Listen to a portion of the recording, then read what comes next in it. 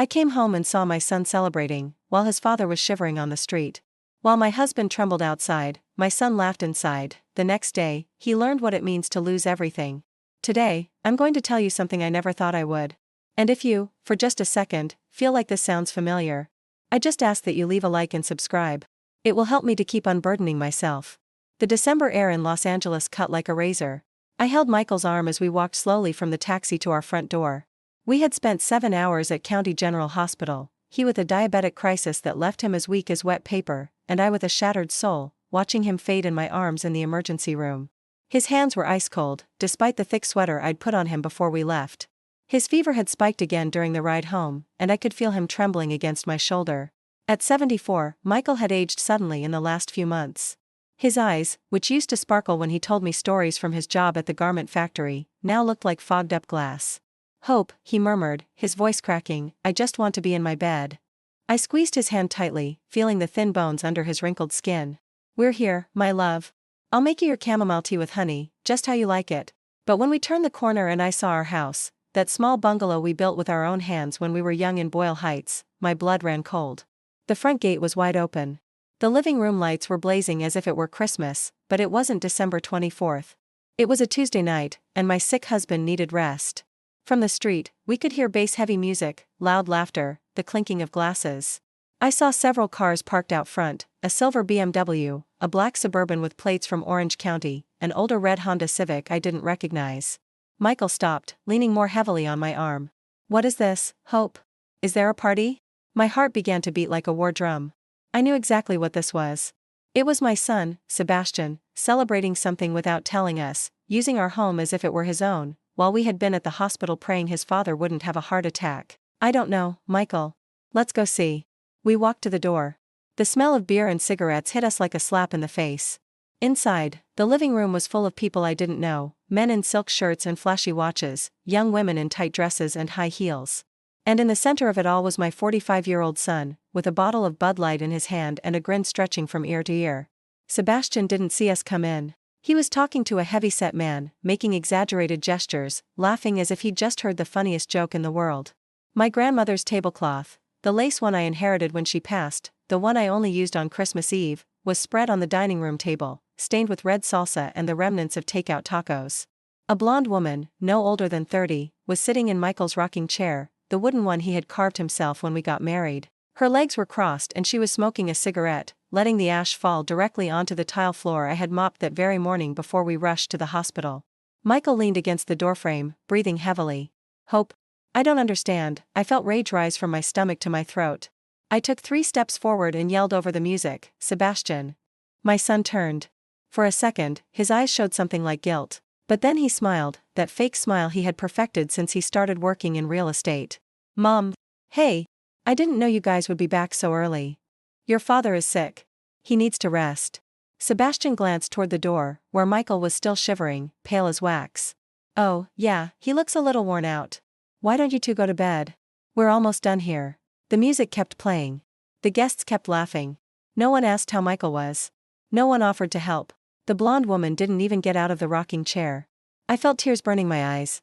"Sebastian, it's 11 o'clock at night. Your father has a fever. We need the house to be quiet." My son came closer, but not to hug me. He came closer to whisper in my ear, in a tone I had never heard from him, "Mom, please. These are important clients. I'm closing a huge deal. You can't just come in here and ruin everything." "Ruin what? This is our house." "Yeah, but I pay most of the bills.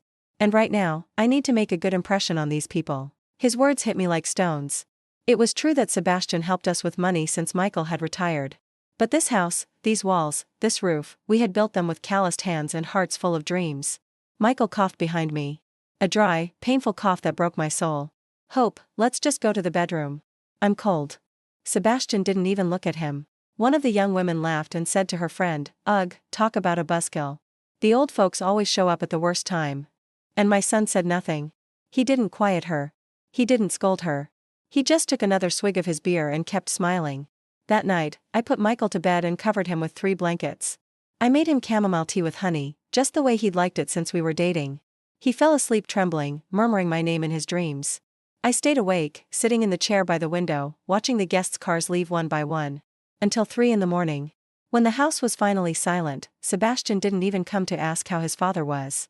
I just heard his footsteps going up to his room, dragging his feet as if the weight of the world was on his shoulders. And I understood something that night, something that hurt more than all the sleepless nights caring for Michael, more than all the years working at the laundromat to keep this house. My son had stopped seeing us as his parents. We were just an inconvenience now. An obstacle between him and his important business deals. Two embarrassing old people. The next morning, Michael was worse. His breathing sounded like crinkling paper, and when I tried to give him his diabetes medication, I realized we were out. We needed to go to the pharmacy again, but his pension money had already been spent on doctor's visits that week. Sebastian came down for breakfast as if nothing had happened. He poured coffee into my favorite mug, the blue ceramic one Michael gave me on our first anniversary, and sat down to scroll through his phone while eating the eggs I had made for him. Sebastian, I need to borrow $100 for your father's prescription. He didn't even look up from his phone. 100? Mom, I spent over 500 on the party last night. I'm out of cash. A lie. I had seen his wallet the night before when he changed his pants. It was full of $100 bills. Your father needs his medicine.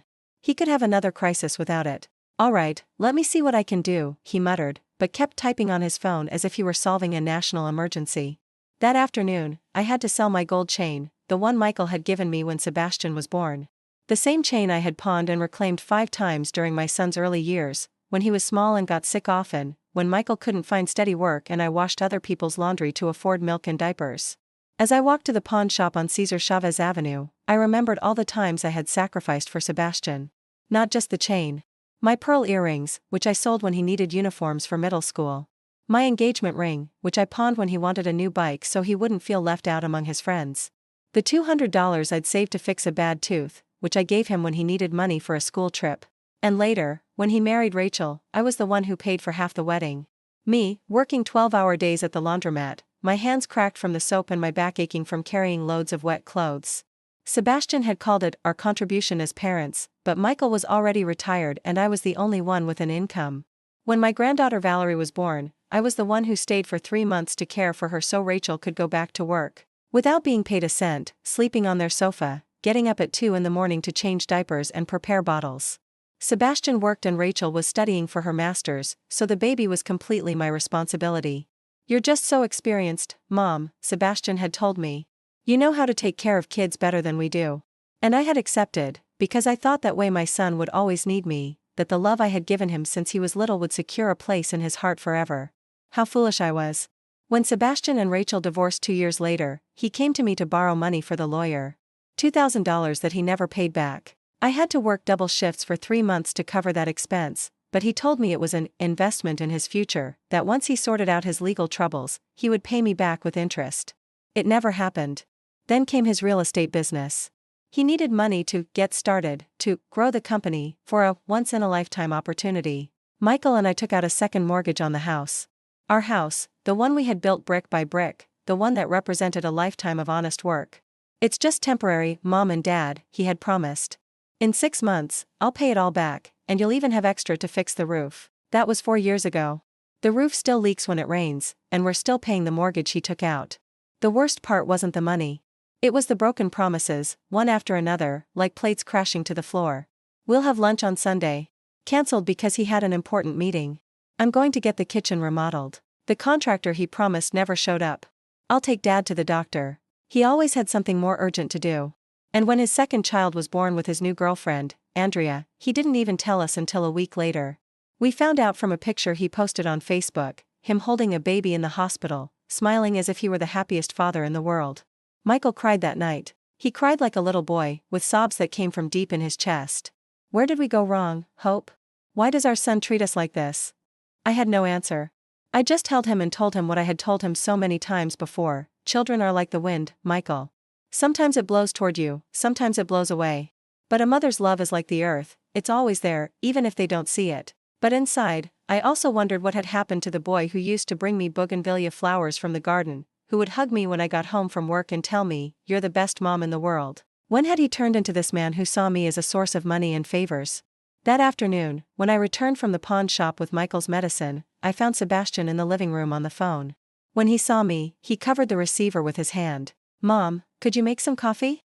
I have some clients coming over in an hour." "Again? Your father needs to rest." It'll just be a quick meeting. An hour, tops. But I had heard that hour, tops before. Last night's meeting had lasted until 3 in the morning. Sebastian, your father almost passed out from exhaustion yesterday. The doctors said he needs peace and quiet. He sighed, as if I were a petulant child. Mom, this deal will solve all our problems. If it goes well, I can even pay off the whole mortgage. Isn't that better than arguing over an hour of noise? It was always the same. There was always a deal that would solve everything. Always a justification to put our comfort on hold for his plans. I went to the kitchen to make the coffee, feeling a knot form in my throat. As I ground the beans, I thought of all the times I had put his needs before my own. All the times I had said yes when I wanted to say no. All the times I had believed that being a good mother meant giving everything without asking for anything in return. And I realized something that broke my heart: Sebastian no longer appreciated anything. To him, my sacrifices had become normal, expected, mandatory. I was his mother. It was my duty to always be available, without complaints, without conditions. But when was the last time he had done something for me without me asking? When was the last time he had asked me how I was feeling, what I needed, if I was tired? I couldn't remember. And that night, as I gave Michael his medicine and tucked him in carefully, I allowed myself to think something for the first time in 45 years that I was afraid to admit: maybe my son didn't love me anymore. Maybe he was just using me. The next few days were like walking through a minefield. Sebastian brought more people over than ever, as if he had decided to speed up his plans now that I knew the truth. The house was filled with strange voices from 8 in the morning until late at night. Michael couldn't even go to the bathroom without someone telling him to hurry up because they needed to use the living room. My husband, who had worked his whole life to build this house, now had to ask for permission to move around in his own home. "Excuse me, Mr. Miller," a woman said to him on Thursday morning, "could you not cough so much? We're trying to record an important video call." Michael looked at me with teary eyes and went back to the bedroom without a word. I followed him and found him sitting on the edge of the bed, his head in his hands. I don't recognize my own house anymore, Hope. I don't recognize my son. That afternoon, while I was washing the dishes Sebastian's guests had dirted, I overheard a conversation that split me in two. "So what are the old folks gonna do when the house is finally yours?" a man's voice asked. "Well, they'll have to adapt," Sebastian replied with a laugh that sounded like broken glass. "In the end, I'll be the owner. If they don't like how I run things, they can find a nursing home." "A nursing home? You'd really do that?" "Look, my dad's already really sick. I don't think he has much longer. And my mom, well, she's getting too old to be a nuisance. There are some really nice assisted living facilities out in the valley, not too expensive." They laughed. Both of them laughed as if they were talking about the weather. I stood there at the sink, my hands in the soapy water, feeling a hole open up in my chest. My son was planning to put us in a home. As if we were old dogs that were no longer useful. I couldn't sleep that night.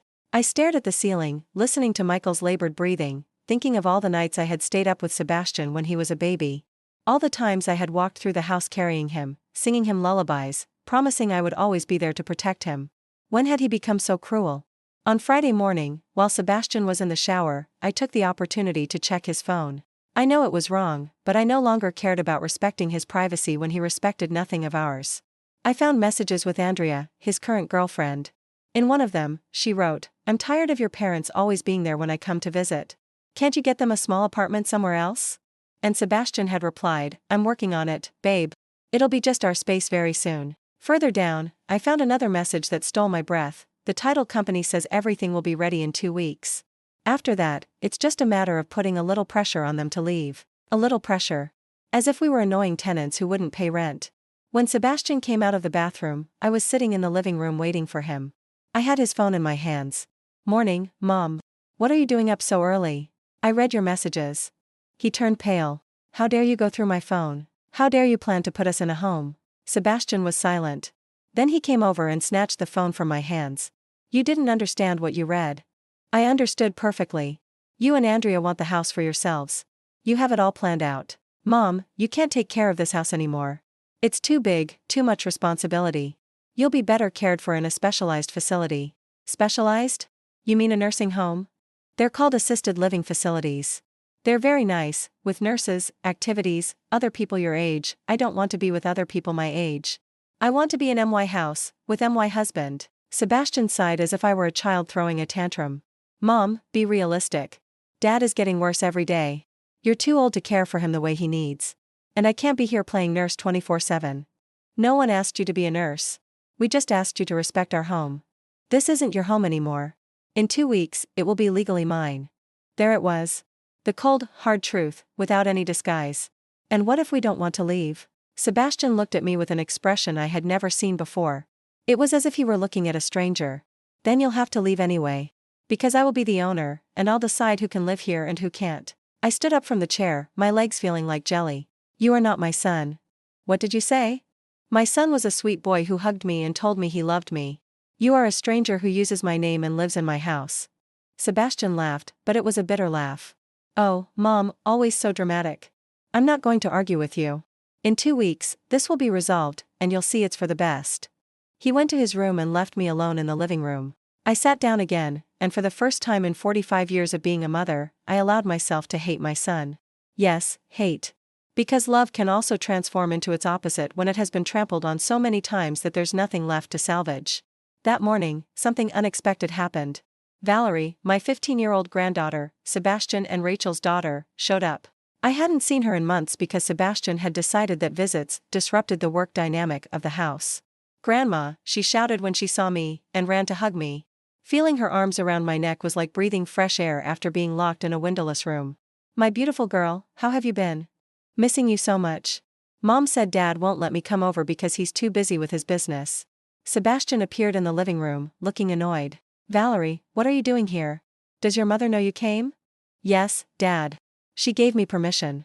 I wanted to see my grandparents. Well, next time you need to call first. I have a lot of work right now. Valerie looked at me, confused. Work? Here at the house? Your father turned our house into his office, I explained, unable to hide the bitterness in my voice. Why? Doesn't he have an office somewhere else? Sebastian tensed up. Valerie, go say hi to your grandpa. He's in the bedroom. When my granddaughter left, Sebastian grabbed my arm. Don't you go filling Valerie's head with nonsense. Nonsense? Is it nonsense if I tell her her father is stealing our house? It's lies if you make her think I'm the bad guy in this story. You made yourself the bad guy, Sebastian. I had nothing to do with it. Valerie came back, crying. Grandma, Grandpa is really sick. He can barely talk. I hugged her, feeling my own eyes well up with tears. Yes, my love. Your grandpa is very ill. Then why are there so many strangers in the house? Doesn't he need quiet to rest? Sebastian interrupted before I could answer. Valerie, these are adult things you don't need to understand. But my granddaughter wasn't stupid. She looked me straight in the eye and asked, Grandma, is Dad being mean to you? And in that moment, seeing the look of concern on that 15-year-old girl's face, I understood something terrible. My granddaughter knew something was wrong. A child could see the cruelty that Sebastian tried to disguise as business. Why had it taken me so long to see it? After Valerie left that afternoon, the house felt emptier than ever. Sebastian had been very quiet since his daughter's question, and I realized that for the first time in months, he looked uncomfortable. As if he had seen his own cruelty reflected in the eyes of an innocent child. But that discomfort didn't last long. The next day, he came downstairs with a folder full of papers and a smile that chilled my blood. Mom, I need you to sign this. What is it? It's to make the transfer of the house official. The notary said he needs your signature too, not just Dad's. I'm not signing anything. Sebastian sighed and sat down across from me at the kitchen table. Mom, don't make this harder than it has to be. It's going to happen sooner or later anyway. Then let it be later. I'm not going to help you steal my own house. It's not theft, it's an early inheritance. Inheritance? Have you already killed us off in your mind? Sebastian was quiet for a moment, looking at the papers. Then he looked at me with an expression I will never forget. It was as if he were looking at a nuisance, something that needed to be removed. You know what? I don't need your signature. I already have enough documents. I just wanted to make this easy for everyone. What do you mean? I mean there are other ways to get what I need. Ways you might not like so much. His threat hung in the air like toxic smoke. I didn't know exactly what it meant, but the tone of his voice made me understand that Sebastian had already thought of everything. That night, Michael got worse. His breathing became so heavy that I had to prop him up with extra pillows so he could be half-sitting. He had a fever again, and his hands trembled like leaves in the wind. Hope, he whispered, what's going to happen to us? I don't know, my love. But we'll be together, no matter what. What if Sebastian sends us to a home? The question broke my heart because I saw the fear in his eyes. Michael had worked for 40 years to have a home of his own, to not depend on anyone in his old age. And now he was trembling with fear at the thought of ending his days in a strange place, surrounded by strangers. That's not going to happen, Michael. I won't let it. But inside, I didn't know how I was going to stop it either. The next day, early in the morning, an ambulance arrived at the house. I was so scared I ran outside in my pajamas to see what was happening. Who called an ambulance? I asked one of the paramedics. We received a call about an elderly gentleman in respiratory distress. Is that your husband? I looked toward the door and saw Sebastian standing there, dressed and groomed as if he'd been awake for hours. I called, Mom. Dad was coughing badly all night. I think he needs medical attention. The paramedics came in and checked on Michael. It was true he had coughed a lot, but it was no different from any other night. After examining him, they said his condition was stable, that there was no need to hospitalize him. He just needs rest and to keep taking his medication, one of them explained. But if you'd like, we can take him in to get checked out at the hospital. Sebastian immediately said, yes, you'd better take him. Just to be safe. No, I said. He's fine here. He doesn't need to go to the hospital. The paramedics looked at each other, confused. It was obvious there was a family conflict, but they didn't know how to handle it. Who is the patient's legal next of kin? One of them asked. Sebastian stepped forward. I'm his son and I have medical power of attorney. A lie. He had no such thing. But the paramedics had no way of verifying it at that moment. Wait, I told them. Michael can decide for himself. He's conscious and oriented. They approached the bed and asked Michael directly, Sir, do you want to go to the hospital? Michael looked at me with pleading eyes. No. I want to stay in my house, with my wife. The paramedics nodded and began to pack up their equipment. Sebastian was furious. You can't just ignore an emergency call. My father needs specialized care. Sir, the patient is stable and has the right to refuse treatment. We cannot force him to go against his will. When they left, Sebastian grabbed my arm harder than necessary. What are you trying to do, Mom? Protect your father from you. I just want him to get the care he needs. In a hospital? Or in a nursing home? Because I think your plan was for the doctors to say he can't be cared for at home anymore. Sebastian fell silent, and in that silence, I found my answer. He had planned to use the ambulance as the first step to declare Michael incompetent, to justify putting us in an assisted living facility. You are a son of a bitch, Sebastian. It was the first time in my life I had ever cursed at my son. But it was also the first time my son had tried to have his sick father committed using lies. Watch how you talk to me, Mom. Because you still need my help. Help me? By stealing my house and trying to commit your father. By helping you face reality. You two can't live alone anymore. It's dangerous.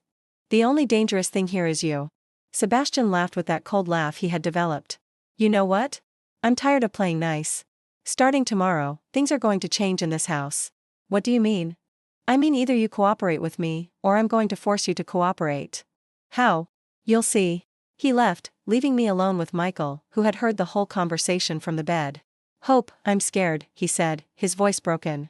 Me too, my love. Me too. Neither of us could sleep that night. We stayed awake, holding each other, trying to imagine what new cruelties our son was planning. The next day, we found out. Sebastian arrived with two large men who looked like bodyguards. He also brought a woman in a white coat who introduced herself as a social worker. Good morning, the woman said. We received a report that there are 2 seniors at risk in this home. What report? I asked. Your son contacted us because he's concerned for your health and safety. He says you've had several medical incidents and are refusing professional help. I looked at Sebastian with all the hatred I could muster. You reported your own parents as if we were a case of neglect? I reported a situation that concerns me as a responsible son. The social worker took out a folder. I need to ask you a few questions to evaluate your ability to care for yourselves. For the next hour, that woman asked us humiliating questions. Could we cook for ourselves? Did we remember to take our medications? Had we fallen recently? Could we manage our own finances? Sebastian stood behind her, nodding every time we answered something he could use against us. When Michael coughed, Sebastian immediately said, See? That cough has gotten much worse. We had to call an ambulance yesterday. When I took a moment to remember the exact date of Michael's last doctor's appointment, Sebastian commented, My mom has been very forgetful lately. I'm worried she'll forget to give my dad his medicine. Finally, the social worker closed her folder. I'm going to recommend a full medical evaluation to determine if you need long-term care assistance. What does that mean? I asked. It means a doctor will determine if you can continue to live independently or if you need to be in a supervised environment. There it was. Sebastian's entire plan. First, he would take our house legally, then he would have us declared medically incompetent, and finally, he would send us to a home for our own good. And it would all look as if he were the concerned son who only wanted what was best for his elderly parents. When they all left, I sat next to Michael and understood something with a clarity that hurt down to my bones. My son wasn't just stealing our house. He was stealing our freedom. He was stealing our dignity. He was stealing our right to die in our own home. And he was doing it with a smile, as if it were an act of love. That night was the longest of my life. Michael and I stayed awake, whispering in the dark like conspirators in our own house. We knew Sebastian was moving all the pieces to trap us in a corner from which there would be no escape. Hope, what are we going to do? Michael asked me, his voice trembling. I don't know, my love. But I'll think of something. For the first time in my life, I had to lie to my husband. Because the truth was, I had no idea how to get out of this. Sebastian had thought of everything. He had the legal side covered with the forged papers, the medical side covered with the social worker, and the moral side covered because he appeared to be the worried son.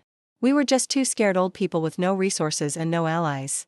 The next day, early in the morning, there was a knock at the door. It was a doctor who introduced himself as the geriatric specialist who would be conducting our competency evaluation. Dr. Ramirez was a young man, maybe in his 40s, with glasses and a professional smile that didn't reach his eyes. He carried a black bag full of instruments and forms. Good morning. Are you Michael and Hope Miller? Yes, that's us, I replied, trying to keep my voice steady. Your son hired me to conduct a medical and psychological evaluation.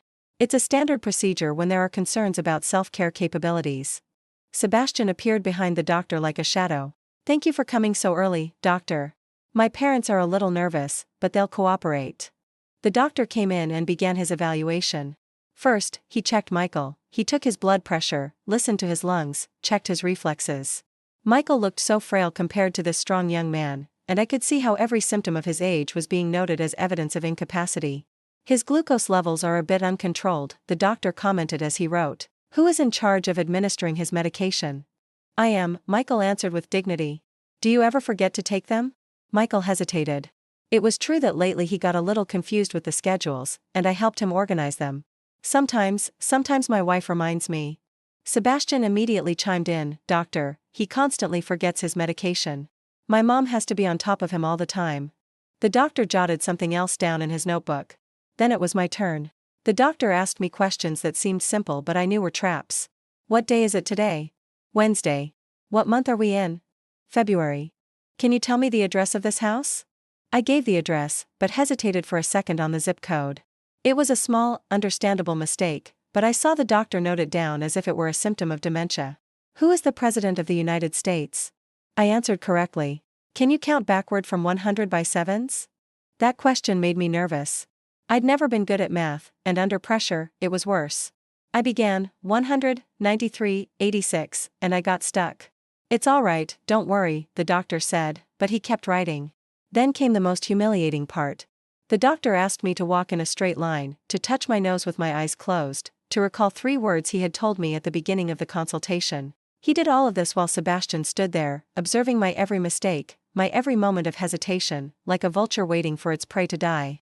The evaluation lasted 2 hours. When it was over, the doctor sat with Sebastian in the living room to discuss his findings. I tried to listen from the kitchen, but they spoke in low voices. I managed to catch fragments: mild cognitive decline, uncontrolled diabetes, risk of falls, constant supervision. When the doctor left, Sebastian approached me with a smile I hadn't seen since he was a boy. But it wasn't a smile of affection. It was a smile of triumph. You see, Mom? The doctor confirmed what I already knew. You need specialized care. What did he say exactly? He said Dad has early-stage dementia and you have cognitive decline. He said it's dangerous for you to live alone. That's a lie. We're fine. Mom, the doctor is going to submit an official report recommending you be placed in an assisted living facility. It's not my opinion anymore. It's a medical diagnosis. I felt my world collapse. Sebastian had gotten what he wanted, an official document to justify having us committed. And what if we don't want to go? You won't have a choice. The report will be sent to the social worker, and she will begin the legal process to have you declared unable to make your own decisions. I will be appointed as your legal guardian. Legal guardian. The words sounded like chains dragging on the floor. Did you plan all of this from the beginning? I planned all of this because I love you and I want what's best for you. If you loved us, you wouldn't be doing this to us. Sebastian sighed as if I were a stubborn child who couldn't understand reason. Mom, in a week, you'll be in a nice, clean place, with nurses 24/7, with other seniors your age. You'll be safe and well cared for. Doesn't that sound better than being here, alone, waiting for a tragedy to happen? The only tragedy here is that my son became a stranger. You know what? I'm tired of being the bad guy in this story. I did what I had to do as a responsible son. History will prove me right. He went to his room and left me alone in the living room. I sat on the couch that would soon no longer be mine, in the house that would soon no longer be ours, and I felt something I hadn't felt in my 70 years of life. I felt like I wanted to disappear. Not to die, but to simply cease to exist. To evaporate like water in the sun. Because the humiliation, the pain, the betrayal, all of it together was more than my heart could carry. But then I heard a voice from the bedroom. "Hope, can you come here?" It was Michael, calling me with that soft voice I had heard for 50 years of marriage. I went to him and found him sitting on the edge of the bed, with something in his hands. "What's that, my love?" "It's all of Sebastian's baby pictures." The photos were scattered across the bedspread. Baby Sebastian, Sebastian taking his first steps, Sebastian on his first day of school, Sebastian graduating from college. "What are you going to do with them?" Michael looked at me with eyes that were no longer those of a defeated man. They were the eyes of someone who had made a decision. "I'm going to burn them." "What?" "I'm going to burn all the photos. All the memories. Everything that connects us to him. Because the boy in these pictures is dead, Hope. And the man who lives in this house is not my son." "Michael, you can't do that." "Why not?" "He already killed us. He already erased everything we built together. He already took away our right to be his parents. Why can't we erase him, too?" He took the first photo, Sebastian smiling with a missing tooth at age 6, and held it over the ashtray where he had a lighter. "Michael, wait." "No, Hope. I've waited long enough. I waited for him to grow up. I waited for him to change. I waited for him to remember that he loves us. I'm not waiting anymore." He lit the photo and we watched it burn slowly. The flames devoured the smile of the boy who had once called us the best parents in the world. "You know what the saddest part is?" Michael said as he burned the second photo. "That we loved him so much we gave him everything. And he hates us so much he's taking everything away." He kept burning the photos, one by one. And with each flame, I felt something burn inside me, too. It wasn't love. You can't burn the love for a child. It was hope. The hope that one day Sebastian would be our son again. That hope was turning to ashes along with the photographs. And for the first time in my life, I felt free from loving my son. Because I no longer had to expect anything from him. After burning the photos, something changed in Michael and me. It was as if we had cut the last chains that tied us to the illusion that Sebastian would one day be our son again. That night, we slept better than we had in weeks, holding each other, knowing we had nothing left to lose because we had already lost it all. The next day, Sebastian came down for breakfast as usual, but I hadn't made him anything. I sat at the table, drinking my coffee, watching him open the refrigerator looking for the eggs I always had ready for him. "Mom, aren't you making breakfast?" "No, why not?" "Because I'm not your maid anymore." Sebastian stood in front of the open refrigerator, confused. "What's wrong with you? Are you angry about the doctor yesterday?" "I'm not angry, Sebastian. I'm free." "Free from what?" "From believing you're my son." He laughed nervously. "Oh, Mom, not this again. Get over it. Things are going to change, but it's for the better." "You're right. Things are going to change." I got up and went to my room. I pulled an old suitcase from the closet and started packing my few belongings. Sebastian followed me. "What are you doing?" "I'm leaving." "Leaving? Where are you going to go?" "You have nowhere to go. That's not your problem." "Of course it's my problem. You're my mother." I turned to look at him, and for the first time in months, I smiled. But it wasn't a loving smile. It was a smile that said I wasn't afraid of him anymore. "No, Sebastian. I'm not your mother anymore. Mothers take care of their children, protect them, love them unconditionally. I did all that for 45 years. You decided you didn't want a mother. You wanted an employee, a maid, a source of money. And now that you've gotten everything you wanted, I'm leaving." "You can't leave. The doctor said you can't live alone." "The doctor said what you paid him to say. But I'm not crazy, Sebastian. I'm just fed up." I kept packing. Sebastian looked genuinely scared for the first time in months. "Mom, be reasonable. Where will you go? You have no money, no job, I have nothing because you took everything from me. But I'd rather have nothing on the street than have everything in a cage." "It's not a cage. It's a place where you'll be safe." "Sebastian, I've lived for 70 years. I've worked since I was 15. I raised a son, kept a home, been a wife, a mother, a worker. I have lived a full life. If I die under a bridge tomorrow, I will die free. And that's worth more than living another 10 years as a prisoner in a nursing home." Michael appeared at the bedroom door. He was also holding a small suitcase. "I'm leaving too," he announced. Sebastian turned pale. "Dad, you can't leave. You're sick." I'm sick, but I'm not dead. And I won't let you bury me alive. You're both crazy. You'll die on the street. Maybe, Michael said with a calm that surprised me. But it will be our decision. Our death. Not yours. Sebastian was quiet for a moment, processing what was happening. Then he ran to the front door and locked it. I'm not letting you leave. You'll kill yourselves and then everyone will say it was my fault. Get out of the way, Sebastian, I said, my voice cold and threatening, a voice I didn't know I had. No. You're going to see reason, or I'm calling the police to have you committed for being a suicide risk. Michael and I looked at each other. It was the final threat. Sebastian was willing to have us declared insane to keep us under his control. But then something happened that none of the three of us expected. There was a knock on the door. It was Valerie. My granddaughter was back, but this time she wasn't alone. She was with Rachel, her mother, and a man I didn't know. Grandma.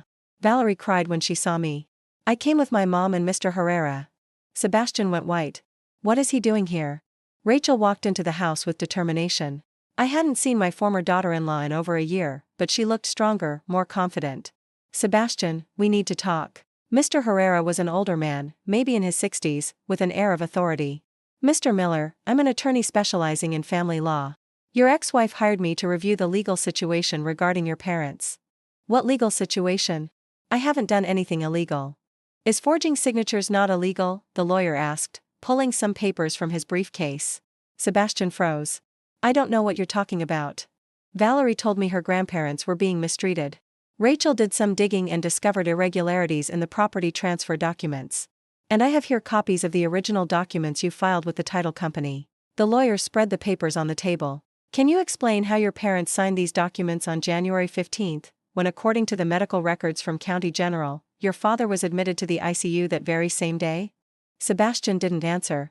And can you explain why the handwriting on these signatures is identical to your own?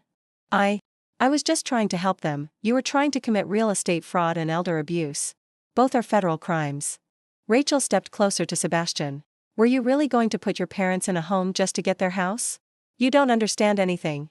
They can't take care of themselves anymore. Sebastian. Valerie yelled. They're your parents. The parents who took care of you when you were a little boy. The parents who worked to give you everything. My granddaughter was crying, but not from sadness. It was a cry of indignation, of shame for her father. I don't want to be the daughter of someone who mistreats his own parents, she said to Sebastian. As of today, you don't have a daughter anymore. Sebastian collapsed into a chair. No. I wasn't trying to hurt them. I was trying to protect them. Protect them by stealing their house? Rachel asked. Protect them by committing them against their will? You don't understand. I pay the bills for this house. I support them. Mr. Herrera raised his voice. Mr. Miller, financially supporting your parents does not give you the right to steal their assets. And it certainly doesn't give you the right to forge legal documents. He turned to Michael and me. You have the right to press criminal charges against your son. Fraud, forgery, elder abuse. He could go to prison for several years. Michael and I looked at each other. All that rage, all that pain, all that humiliation could be turned into justice. We could watch Sebastian pay for what he had done to us. But then I saw his face. It was the face of a broken man. Not the cruel man who had tortured us for months. It was a scared boy who had just realized he had lost everything, his parents, his daughter, his dignity. Michael took my hand. What do you want to do, Hope? I looked at Sebastian for a long moment. Then I looked at Valerie, who was watching me with hope in her eyes. Then I looked at Michael, who had been with me through this nightmare. And I made the hardest decision of my life. We're not going to press charges. Everyone was surprised. But we are leaving this house. Today. Where will you go? Rachel asked. I don't know. But we can't live with someone who sees us as a burden anymore. Valerie came over and hugged me. Grandma, come live with us. Mom and I have a small apartment, but there's room for you. Rachel nodded. It's true. It's not big, but it's a home where you'll be respected. I looked at Michael. He smiled for the first time in weeks. What do you say, Hope? Should we start over? Yes, my love. We start over. 2 hours later, Michael and I stood at the door of our house for the last time. We had 2 small suitcases with the few things we could pack, and hearts full of conflicting emotions.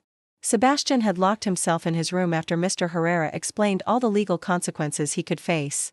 He didn't even come out to say goodbye. Maybe it was better that way. Valerie carried Michael's suitcase, and Rachel helped me with mine. These 2 women, who had appeared like angels when we needed them most, were giving us a second chance. Are you sure you don't want to take more things? Rachel asked. No, I replied, looking at the living room where we had spent so many happy years. Everything that was ours in this house are the memories. And no one can steal those. Rachel's apartment was in the valley, in a modest but well-kept building. It was small, as she had said, but it had something our house had lost months ago: peace. This will be your room, Valerie told us, showing us a room that had obviously been hers. I'll sleep on the living room couch. No, my child, I told her. We're not taking your room. Grandma, you need privacy and rest. I'm young, I can sleep anywhere. Rachel had made coffee and set out cookies. We sat at the small kitchen table, and for the first time in months, I felt like a human being instead of an inconvenience. How did you know we needed help? Michael asked Rachel. Valerie came and told me everything after her last visit. She said Sebastian was treating you horribly, and that you both looked so sad and scared. At first, I didn't know if I should believe her, Rachel continued. I knew Sebastian, I knew he could be selfish, but I didn't think he was capable of something so cruel. What convinced you? Valerie was so insistent that I decided to look into it. I went to the county recorder's office with a friend who works there, and we found the irregularities in the documents.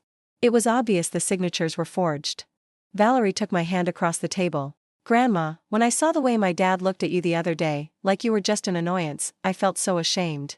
I thought, if he treats his own parents like that, how is he going to treat me when I'm older? And you were right to worry, Rachel said.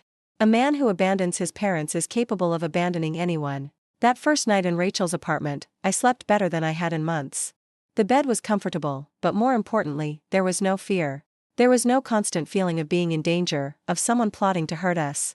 Michael fell asleep immediately, but I stayed awake for a while, listening to the normal sounds of a happy home: Valerie studying in the living room, Rachel preparing lunch for the next day, the low murmur of the television. The next day, Rachel woke me up early. Hope, do you feel up for going out? Where to? I have to run some errands at the bank, and I thought maybe you'd like to come with me, so you can get to know the neighborhood. It had been weeks since I'd left the house for anything other than a medical emergency. The idea of going out just for the sake of it excited me. The neighborhood was quiet, full of young families and women my age walking slowly, carrying their grocery bags. We passed a bakery that smelled of freshly baked pastries, a pharmacy where the clerk greeted Rachel by name, a small park where children played while their grandmothers chatted on the benches. I like this place, I told Rachel while we waited at the bank. Me too. When I divorced Sebastian, I was afraid I wouldn't be able to afford the rent on my own. But it turned out to be the best decision I ever made. Why did you divorce him? Rachel sighed. He was different at first. Hardworking, loving with Valerie, respectful to me. But slowly, he became more ambitious, more obsessed with money and status. He started to criticize everything I did, everything we had, as if it were never enough. When did you know you had to leave him? When he started talking badly about you too.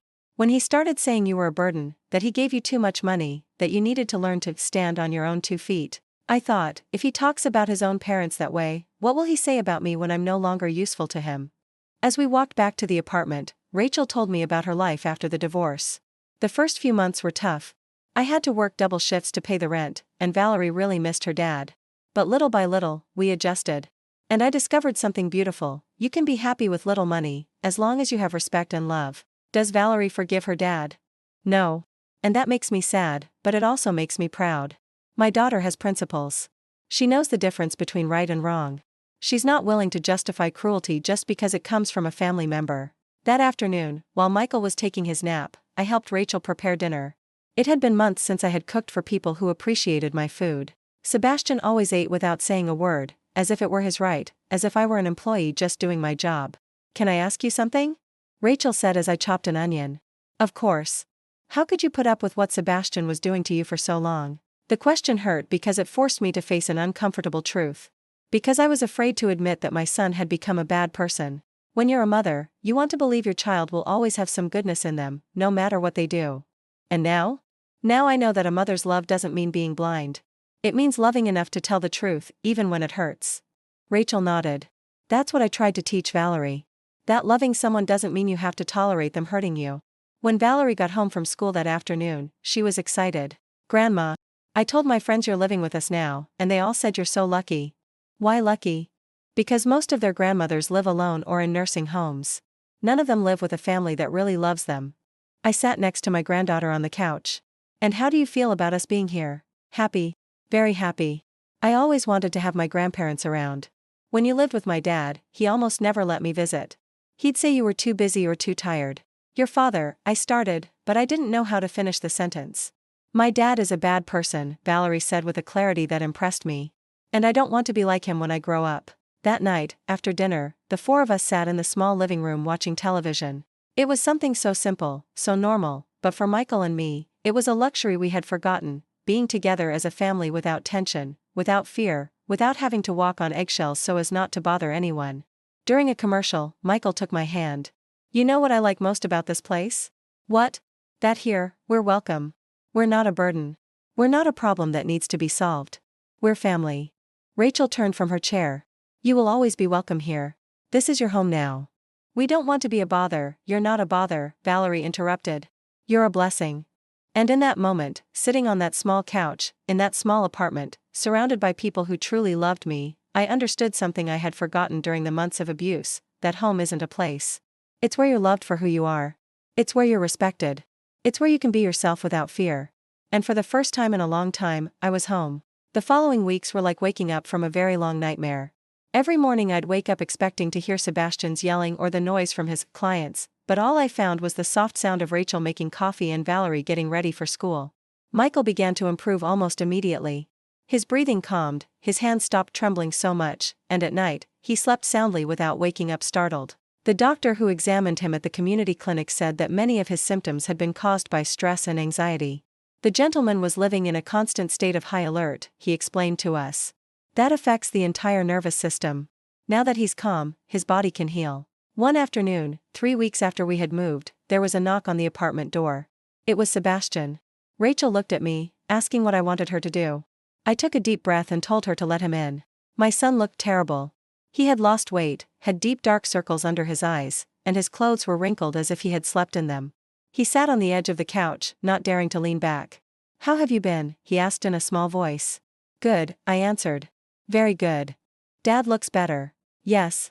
He doesn't have to live in fear anymore. Sebastian lowered his head. I didn't want you to be afraid of me. I just wanted to help you. Sebastian, stealing isn't helping. Lying isn't helping. Threatening isn't helping. I know I was wrong.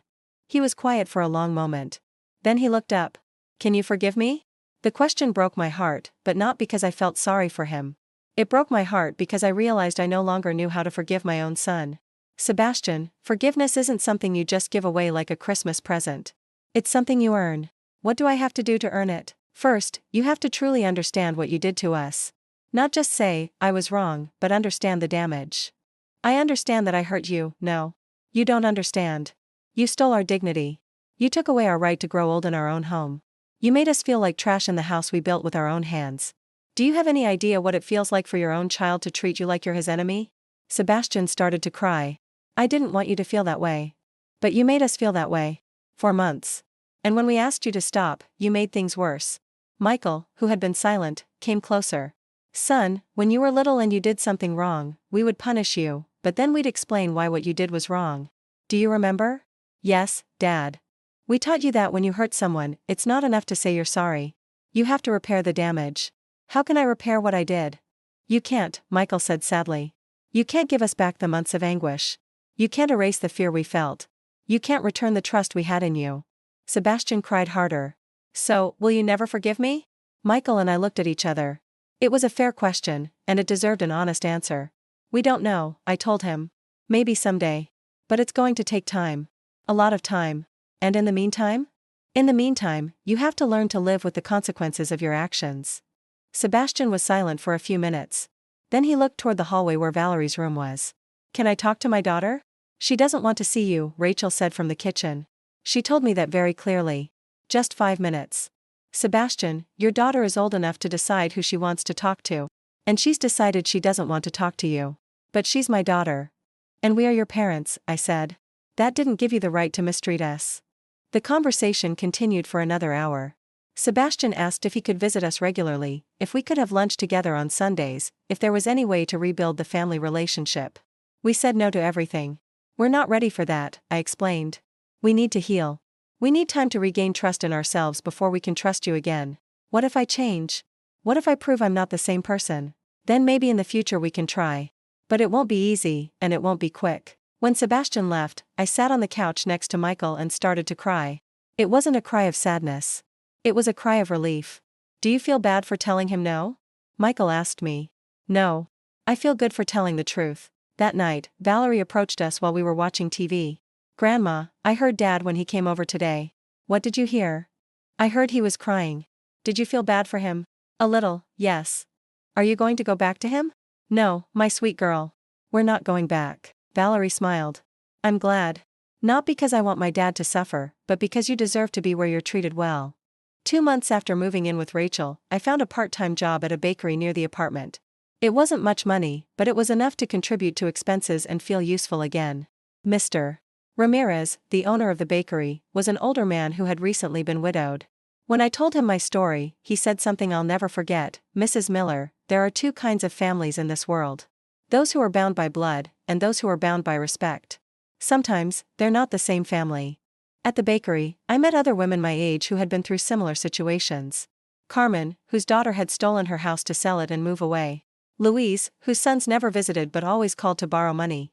Rose, who had raised 5 children on her own and now none of them would take responsibility for her. We would get together after work for coffee and to talk. At first, all our conversations were about our children, about the pain they had caused us. But slowly, we started talking about other things, the shows we watched, the grandchildren who did love us, the places we had seen when we were young. One afternoon, Carmen told me something that made me think, you know what's the saddest part, Hope? We spent 50 years living for our children, and they can't spend 5 minutes thinking about us. But we're not living for them anymore, I replied. Now we're living for ourselves. You're right. And you know what? I like this life better. And it was true. Despite all the pain, despite the betrayal, despite having lost our house and our savings, I liked this life better. It was a smaller, simpler life, but it was mine. No one told me what to do, how to do it, or when to do it. No one treated me like I was a burden. Michael also found his place in this new life. He became friends with Robert, the neighbor from the floor below, who was also a widower. They would get together every afternoon to play dominoes and talk about their working days. You know the best thing about growing old without ungrateful children? Michael said to me one night. You can be yourself again. What do you mean? I don't have to pretend I'm proud of Sebastian anymore. I don't have to make up excuses for why he doesn't visit. I don't have to pretend I have a happy family. Does it hurt? Of course, it hurts. But it hurts less than living a lie. One night, 6 months after we had moved, the phone rang. It was Sebastian. Mom, can you come? I'm in the hospital. My first instinct was to run to him. It's what I would have done before, no questions asked, no conditions. But this time, I asked, what's wrong? I had a heart attack. The doctors say it's not serious, but I'm alone. Andrea left me 2 months ago. Did you call Valerie? She doesn't answer my calls. Did you call any of your friends? I don't have any friends, Mom. I only had you. I hung up the phone and sat in the kitchen, thinking. Michael came over. Was that Sebastian?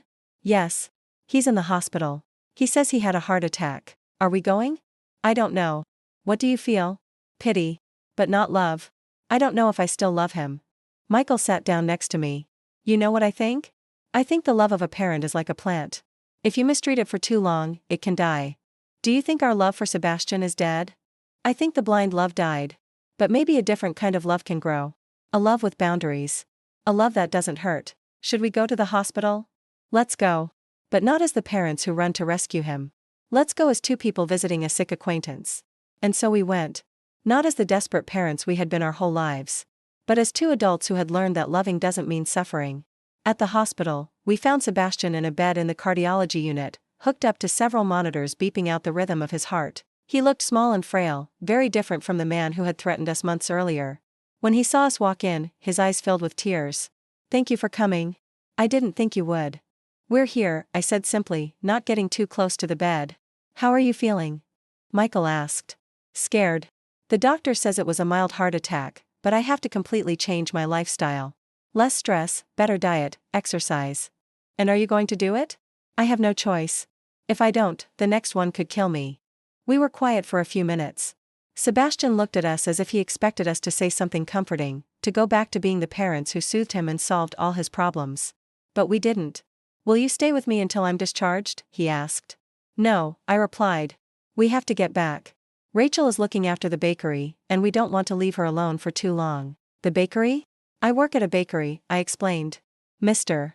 Ramirez gave me a job, and I don't want to let him down.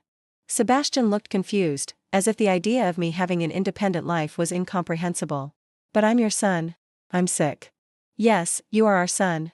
And we hope you get well soon. But we are no longer the parents who drop everything for you. We have our own responsibilities now. What responsibilities? You're old.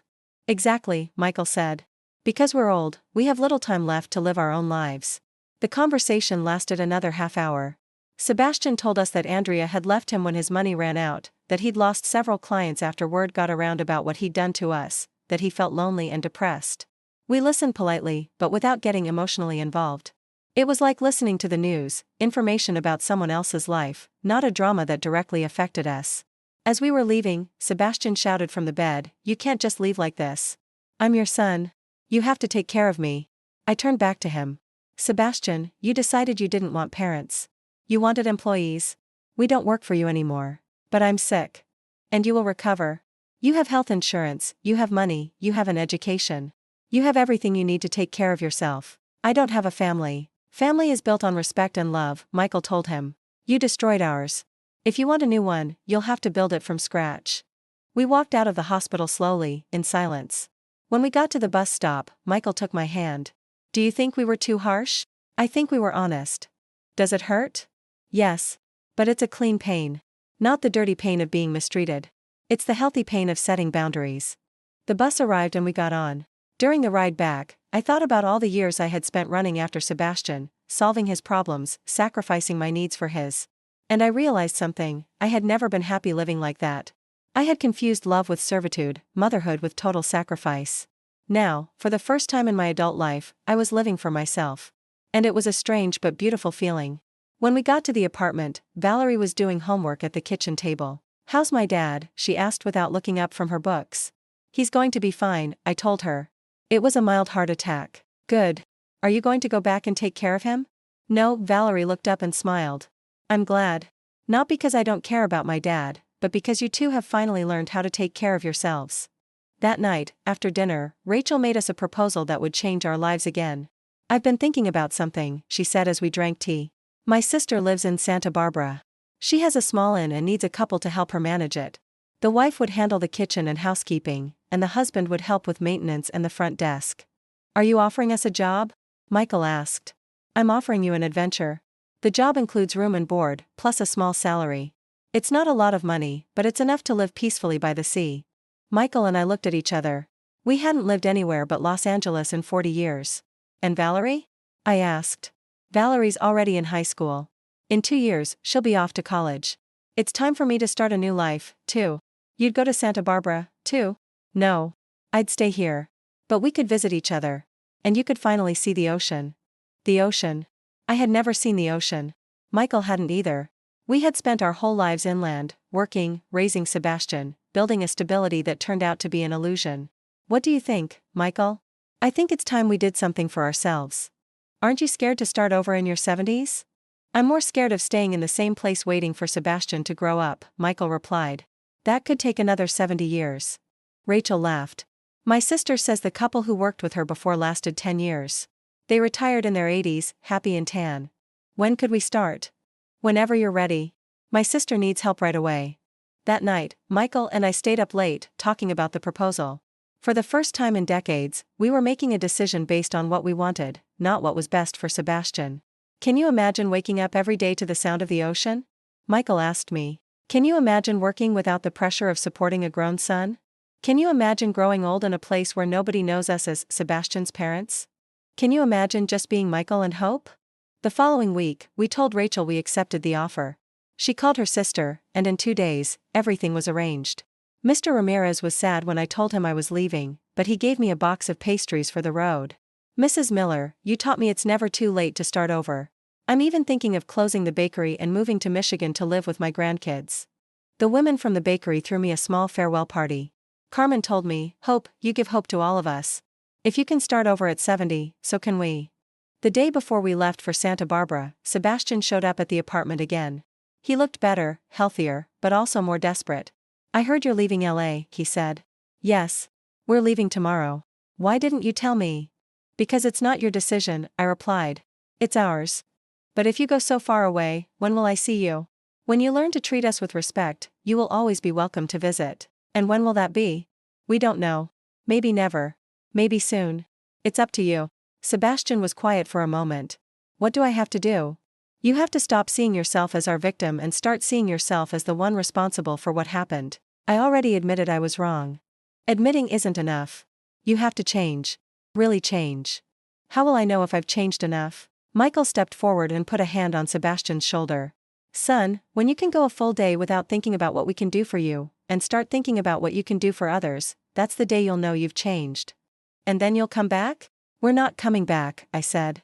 But maybe you can visit us. As a guest who respects our home and our rules. Sebastian left that night without saying goodbye.